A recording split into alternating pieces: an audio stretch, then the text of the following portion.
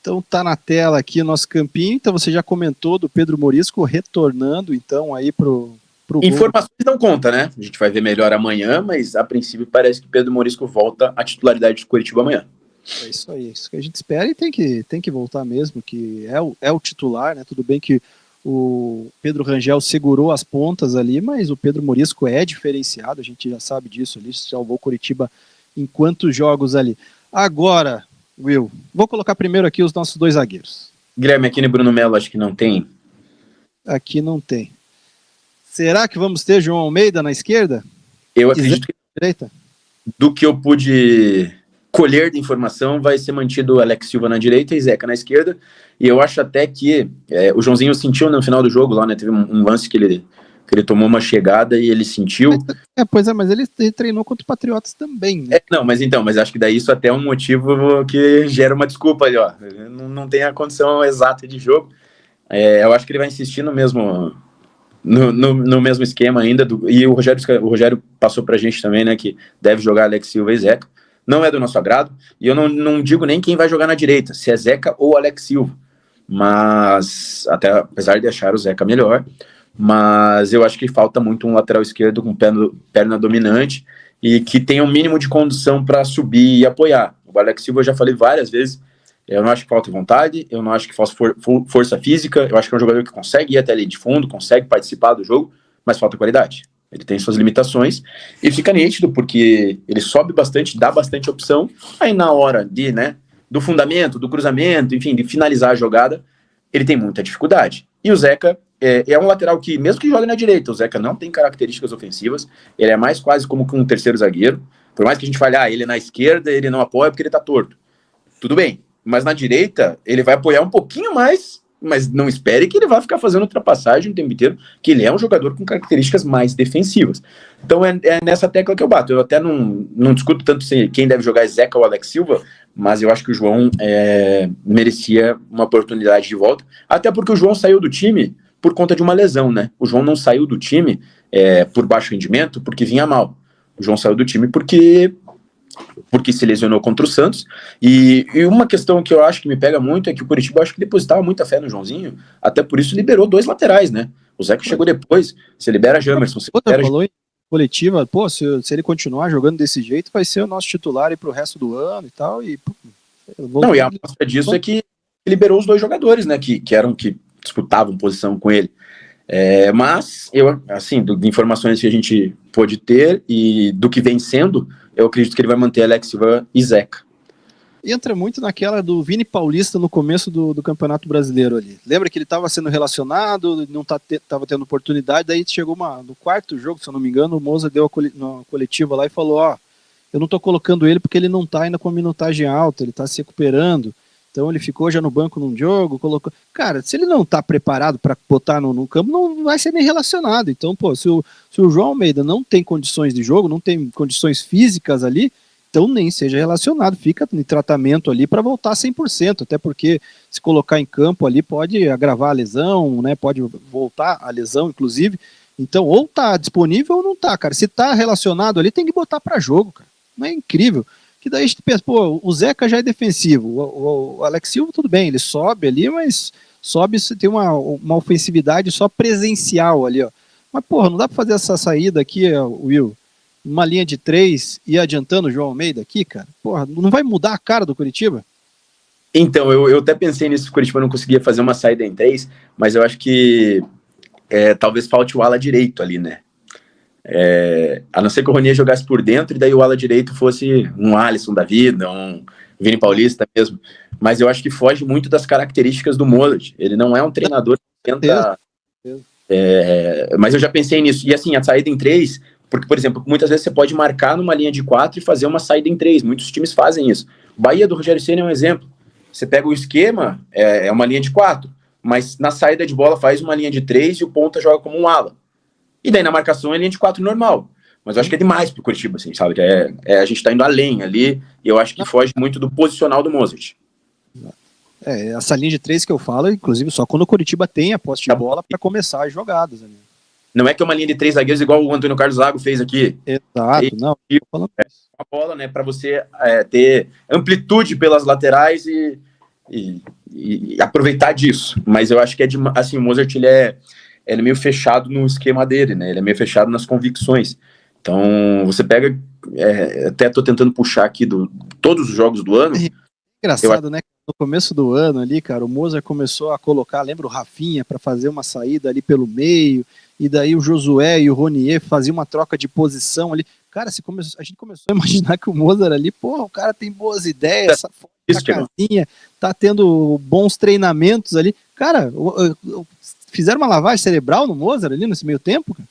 Eu fiz um vídeo disso, do Rafinha vindo buscar a bola por dentro, e daí eu até comentei no vídeo que precisava de um zagueiro veloz, né, que era o Thalisson que estava jogando por ali, porque você não conseguia jogar com o Michael cobrindo o Rafinha, então precisava de um zagueiro rápido, mas criou um fator novo. Você liberava o lado para o Ronier jogar, né, o Ronier muitas vezes ficava de mano com o zagueiro, porque o Rafinha tirava o time inteiro para dentro, e daí você liberava a ala. E foi interessante, de fato foi, mas ele fez isso em jogos contra o Patriotas, foram 2, 3 jogos contra times mais fracos. No próprio Paranaense contra Atlético, contra times mais fortes, ele não fez isso. Ele mudou, deixou tradicional, o Rafinha como um lateral mesmo, não tentou. Então, e isso também antes do Felipe Machado chegar, né? Esse que eu ia falar. Uma situação mudou tudo, cara, foi a chegada do Felipe Machado. A partir do momento que o Felipe Machado chegou e veio para ser titular, né? A gente tem visto isso durante o ano. O Felipe Machado, ele gosta de utilizar ele como esse primeiro volante que pega a bola dos zagueiros.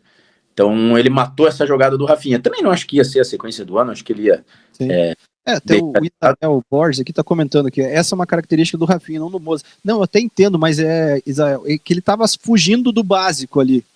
Não tô falando que ele tem que colocar, por exemplo, hoje o Zeca para jogar ali na direita e fazer essa construção pelo meio, porque eu acho que não vai dar certo. Mas é uma situação ali que era diferente do básico. Ele estava buscando alternativas, principalmente também na movimentação, que era muito boa do Josué com o Ronier, e acabou se perdendo no meio do caminho. O Rafinha, ele sempre foi um lateral construtor, isso de fato, como ele comentou. Mas, nesse início de ano, ali nessas partidas que a gente comentou, mais do que isso, ele com a bola se tornava um volante. Uma coisa é um lateral construtor ali que participa do jogo. Nesses jogos que a gente citou, de fato, ele com a bola vinha ser um volante. Então, mais do que ele fazia. Mas foram poucos jogos e algo que morreu por terra, e até depois, né, aconteceu o que aconteceu com o Rafinha, e ainda bem que a gente ficou fixado nessa jogada, porque não ia adiantar de nada aí, né? Pois é. Aqui o Sebastião acho que continua, né, Will? Eu acho que sim, mantém. Das informações, Felipe Machado, Sebastião Gomes, Josué, né?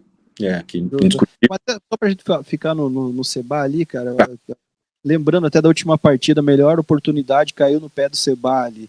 Porra, cara, não dá pra botar ele pra jogar do lado do Vini Paulista, ainda mais que você falou que o América Mineiro é um time que gosta de posse de bola, vem aqui pra jogar, então você tem que sair nessa transição. Ali não é melhor você ter Sebastião Gomes e Vini do que um Felipe Machado e Sebastião Gomes para fazer essa transição aí, justamente pela velocidade também do Vini?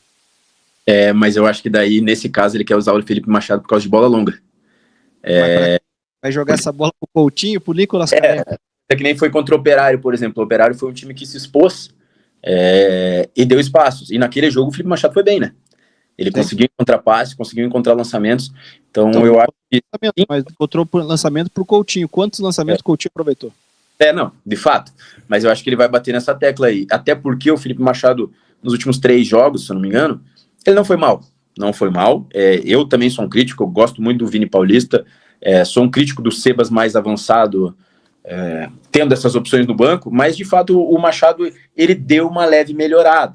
Então, se quando ele estava mal, ele já era bancado, já não mexia nele de jeito nenhum, agora que ele deu uma leve melhorada, que não vai mexer.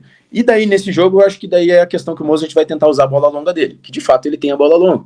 Ele é uma característica de jogo do Machado. Por outro lado, erra bastante, né? Então isso irrita muita gente por conta disso, porque você pega o Machado, erra muito lançamento, erra muito passe, tenta bastante. Então, mas eu acho que ele vai morrer abraçado nessa. E o Sebas vai ser esse segundo homem. E eu acho que você perde um pouquinho do Sebas.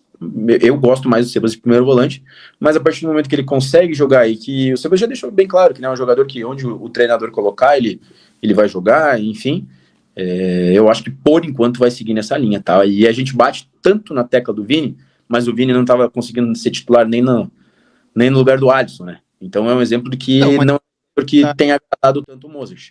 tá tendo oportunidades de ponta ali, daí entra mal, daí, pô, o pessoal aí, ó, viu, por isso que não é titular, por isso que não tá rendendo, ó, como que ele tá entrando, mas, pô, entra aos 35 minutos do segundo tempo de ponta. Qual foi a última vez que o Vini Paulista jogou de volante, de segundo volante? Eu até acho, cara, que nessa circunstância que o time tá hoje, já que o Felipe Machado é intocável ali pelo Mozart, ou se é intocável, sair ele, entra o Giovani, então tira o Sebastião Gomes e põe o Vini, cara. Tenta alguma coisa diferente, cara. Porque o Sebastião Gomes não está sendo totalmente aproveitado nessa posição, porque ele está conseguindo espaço ali para chegar na frente da área, para até ajudar ali na ponta esquerda, mas aí falta qualidade para ele. Ele não tem um remate de longa distância. Eu acho que nunca fez um gol de fora da área aqui, o camisa do Curitiba. Eu lembro que tinha no do... Quase ficou contra a Chape, né? Bateu na trave. Bateu na trave. Então, eu acho que não tem um gol. Não que o Vini Paulista tenha essa característica também do chute, mas o Vini Paulista consegue carregar essa bola aí com mais qualidade e ele ajuda bastante nessa ponta esquerda. Ele é bem motorzinho, né? O Vini tem a característica motorzinho de ir e voltar, ele corre bastante. É um jogador que eu gosto, até não. Puta, fica repetitivo, né? A gente fica batendo na tecla do Vini, mas eu gosto, eu acho que é um jogador que a gente não tá aproveitando.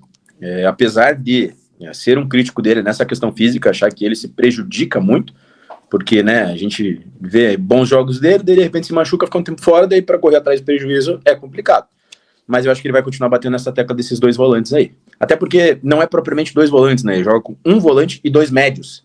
Que aí, no caso, é o Sebastião e o Josué do outro lado. Mas ele joga com dois médios sempre, e um cabeça de área ali. Josué aqui é incontestável, né? Agora não é discutível. E assim, a gente até falou no início ali que tá sofrendo, né? Porque o jogo do Coritiba é inteiro nos pés dele, depende muito dele. Ele é um jogador que não se esconde, mas ele não vai fazer milagre, mas é um jogador indiscutível, assim, pós-campeonato paranaense começou a ter mais oportunidades, né, porque no início do ano ele parecia que seria titular, jogou algumas partidas como titular, de repente virou banco ali em jogos importantes. Foi a primeira partida contra o Maringá, ele nem entrou no jogo, né, não é que só foi banco, tudo bem, teve uma expulsão e tal. Partida contra o Ceilândia, se eu não me engano, ele ficou no banco também, então nas partidas mais importantes. A partir do momento que começou a Série B, voltou a ser titular, mostrou o protagonismo. A Mozart até deu uma entrevista falando que as ideias dele começaram a se encaixar com o Josué, eles começaram a se entender melhor. Só que, cara, é o que eu bati na tecla. O Josué não vai resolver todos os problemas do Coritiba. Então, outros jogadores precisam assumir um pouquinho desse protagonismo. Mas do Josué a gente não tem do que se queixar. Não tem. Pois é, agora Nicolas Careca na esquerda, aquele mesmo assunto de sempre, né? Eu acho que ele tá só porque é alto, porque daí a gente vai ver quem que são os altos do time ali. O Aquino, Bruno Melo, Felipe Machado, talvez, acho que tem uma estatura, o Alex Silva e o Nicolas Careca, para ficar um time equilibrado na altura. O problema é que perde na qualidade. É em posição física, né? Nicolas Careca, assim, a gente é carente de jogadores na posição, isso é um fato, tanto é que a gente bate bastante na tecla que a partir do momento que o Nicolas Careca saiu, a gente não tinha um jogador para aquela posição, e nem ele é o jogador para aquela posição, né? Venhamos e convenhamos. Tanto é que o Ronier mudou de... Oi? Você viu como que o Thiago Azaf tá jogando no Sub-20? Cortou, não escutei, Thiago. Você viu como que o Thiago Azaf tá jogando no Sub-20? Tá fazendo gol, né? Mas assim... Então, mas você viu como que ele tá o posicionamento dele, cara? Não vi. Ele não tá jogando de atacante mesmo, de central. Cara, ele tá jogando mais... Porra, botasse ele ali no lugar do Nicolas Careca, tem altura... cria da base, tem mais perspectiva de futuro aí, porra, puxa ele pra cima aí, do que ficar com o Nicolas Careca, a gente sabe que não vai dar em nada, cara. Só que eu acho que a partir do momento que você coloca, digamos, um Azaf mais fora de posição, assim, não que seja tão fora de posição como você citou, eu acho que é fritar o jogador. É queimar um menino de talento. Eu entendo a colocação, mas eu acho que na draga que tá, na situação que tá, você colocar um menino meio fora da posição ali para ser um auxiliar de lateral, que o Nicolas Careca, a principal função dele ali é ser auxiliar de lateral por causa de imposição física e por causa da altura. Então acho que você frita um jogador da base. É o meu pensamento, né? Hoje ali até o Coritiba tomou a virada depois, que fez a coxice de sempre, né? Fez um gol, fez 1-0 do Atlético, depois tomou a virada ali. Mas o gol do Coritiba foi uma jogada de linha de fundo do Azaf na esquerda, cruzou e saiu o gol do Coritiba. A gente até tava hoje de manhã, eu e o Rogério, a gente tava com o Elcio, que é o analista que tá cuidando da parte individual do Thiago, e daí ele falou, eu não vi o gol, mas ele falou, você viu o gol do meu menino hoje lá, não sei o que, fez um golaço, não sei o que. E o Rogério até tava cornetando ele por causa de umas coisas do Azaf ali, que o Elcio soltou Ele falou que vai mudar isso. Porque ele faz análise do jogo pro jogador, né? Só que dele faz com a foto do time adversário. Aí era uma foto do Azaf com o símbolo Atlético, assim. Aí o Rogério deu uma cornetada forte nele ali. Mas é um jogador que é um prospecto muito interessante, só que eu acho que tem que ser centroavante quando subir. Não dá pra gente fritar e queimar jogadores. Tudo certo. Você me convenceu. E senão vai ser a mesma coisa do Igor Jesus quando saiu. Um exemplo. Olha o que o Igor Jesus tem sido hoje, né? Então... Me convenceu, Will. Me convenceu. Agora aqui, Lucas Ronier pela direita. Esse tá em base... Opa, fala, Will. Voltando para a direita, né? A tendência é, com a volta do Careca, o Ronier voltar a jogar pela direita, que de fato é onde ele rendeu mais. É a posição que ele geralmente joga. E eu acho que isso pode ser bom para o Alex Silva, tá? O Alex Silva é limitado, mas ao mesmo tempo tinha o Alisson ali e não conseguia sair jogada nenhuma dos dois.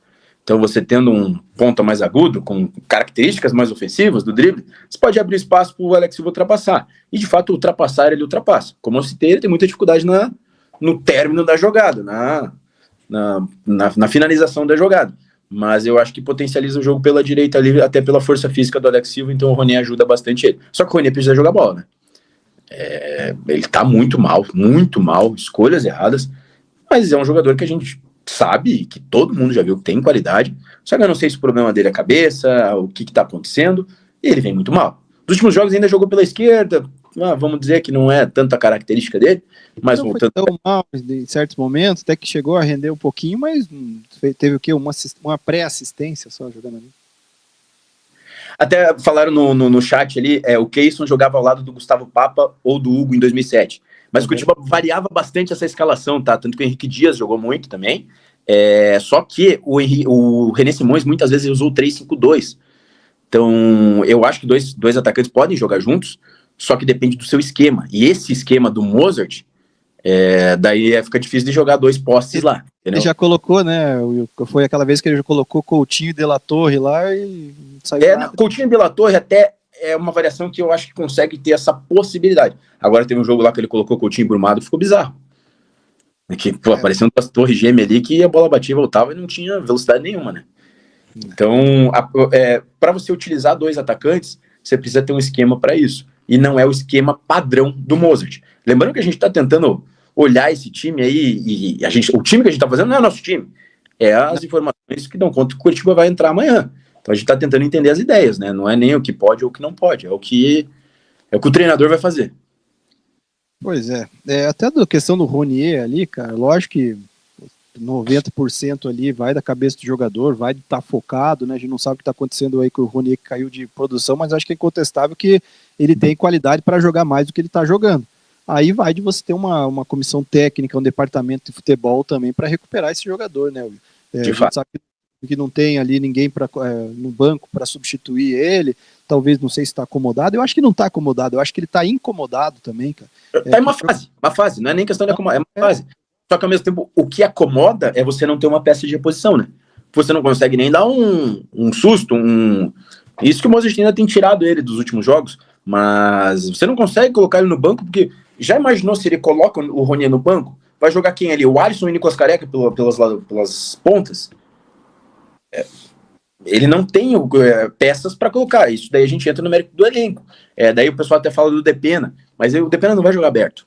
Ele já deixou claro que ele não vai colocar o Depena aberto. Deveria testar uma hora ou outra. Mas eu acho que o Depena veio para ser a substituição do Josué, tá? Que eu tenho visto. Você vai pegar um dos maiores salários que tem no elenco, o jogador aí desse nome, então não viesse, cara. O salário que paga pro Depena, trouxesse em outra posição, cara. Se eles chegaram aqui porque imaginaram, não sei se não conversaram com o Mozart, mas imaginaram o Depena titular no time do Coritiba.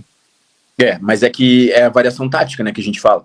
O Depena até poderia jogar com o Josué, mas se tiver uma variação tática, nesse esquema padrão, é difícil de encaixar os dois.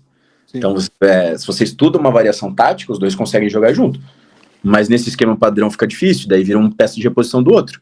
E daí, de fato, a gente tem muita expectativa no Depena, mas ele ainda não conseguiu, e assim, pouco tempo, sempre entrando geralmente quando o Coritiba tá perdendo, tá no sufoco. Ele sempre entra em situações adversas, né? Então, o retrato ainda do Depena com a camisa do Coritiba é muito curto. E a gente até não tem muito o que falar, mas eu acho que para a utilização dos dois precisaria mudar o esquema, mas é um esquema que o Mozart morre abraçado nele, então vai ser difícil da gente ver. E na frente, Gustavo Coutinho, ali